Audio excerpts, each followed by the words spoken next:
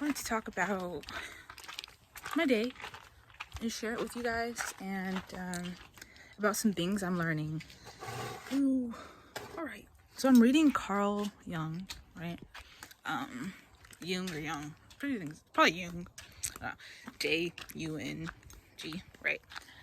And it's called Man and His Symbols, and it's been fascinating, right? Because I'm reading it through like a kind of a spiritual lens and what that means to me and my own light and perspective and insight on things. And he's, reading it from like a psychological point of view, but he also likes to study spiritual principles. What was fascinating to me about it is because there's like the Jung tarot, right? Which I haven't got, but like I know the professional high priestess tarot reader was like using it. And it was really good. It was like it made you think, like psychology type of deck. But kind of and I'll have to see what that was based off of and what time period that was made in. But based off of like what I'm seeing in the book, I question some of his beliefs in general, only because of the way he would view certain ancient customs and cultures, right?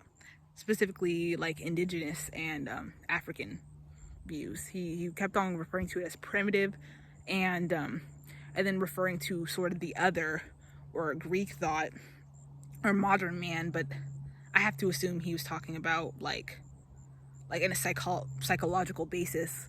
Most of the psychologists he was referencing were white, so by modern man he meant white people, right? Were civilized.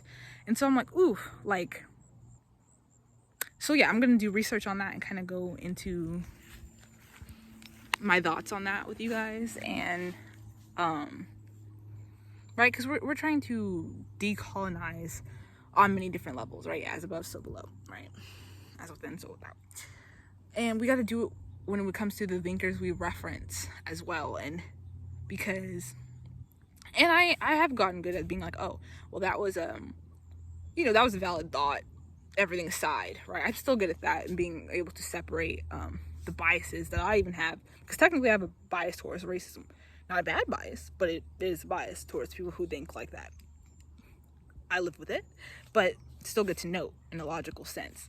I just think if you're referencing, because psychology is almost like, has been the philosopher's way of taking, because Greeks took from kind of the Egyptian thought. It's been their way of rationalizing the spirit and the unconscious. And when most of the time the unconscious has originally been thought of, which seldom reference to it. If anything, it's always this very trivialized way of being like, oh, the ancient Egyptians thought of the god as the sun. Cool. And then we took that and we ran with it. That's all they'll say. They won't go into it, or they'll call it mythology, right? Which, if that was your belief at the time, the main belief that you reference from, it wasn't a myth to them. It was more of religious beliefs. It was their way of life, right? And it would be fair to say that they didn't even think of it as something other, right? Or had to conceptualize it. It just was their way of life, which is usually what religions and like spirituality turns into for individuals, right?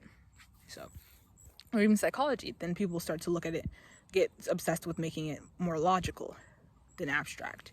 Okay, so I don't know. It's just interesting to note the vernacular used when describing the origins of this type of thought in general, right? Because it all came from places that they like to steal physical things from, right? And then that should be assigned to us too, though, right? Because anything that's happening down in a 3D way is happening above. So yes, they're not only stealing physical information, digging up and desecrating graves in Egypt, ancient Kemet, they're also stealing thought forms and reconceptualizing it, but diluting it in the process, because they don't understand, and because they didn't try to understand it, but they just tried to kind of take it and make it their own. The people that do this is who I'm referring to, right? And then also just the lens of what they were looking at, because like I'm saying, there's a lot of interesting points that they make, right? Like Carl Jung puts things in a very good way most of the time that I can see, right? He considers it psychological, but a lot of spiritualists would be able to assign a spiritual concept to every rational, logical thing, whatever you want to call it, that he thinks that the modern civilized man does, right? You know.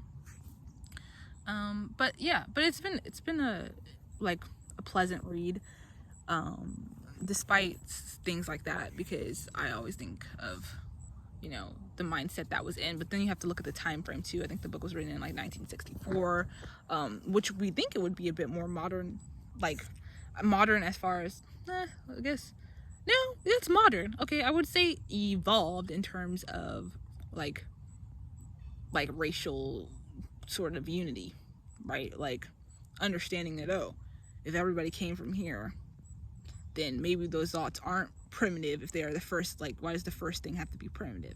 Because you can't get to the second, third, fourth thing without that, right? If we're talking about in evolutionary purposes. So anyway, I mean, I can go on and on about that, but yeah, I'm gonna probably make a video about what I'm reading in the book and what I'm talking about, so that you can better understand. And then also just some of these well-known Greek thinkers that they usually have as part of their indoctrination programs for us to look at, and yeah, and what thoughts were taken from ancient texts, things like that. I just think it's good knowledge for us to know, so we can decolonize our mind, so that we can better comprehend spiritual, esoteric information and channel it in, you know, because the unconscious mind for a spiritualist is used like they try to, it's a muscle almost, to us. We try to do certain things to clear it out, and work on it and progress it, right? We try to use our other senses. We don't look at it as like a primitive thing, or a thing that is like, yeah, it's cute, yeah. Anyway, got it too divine.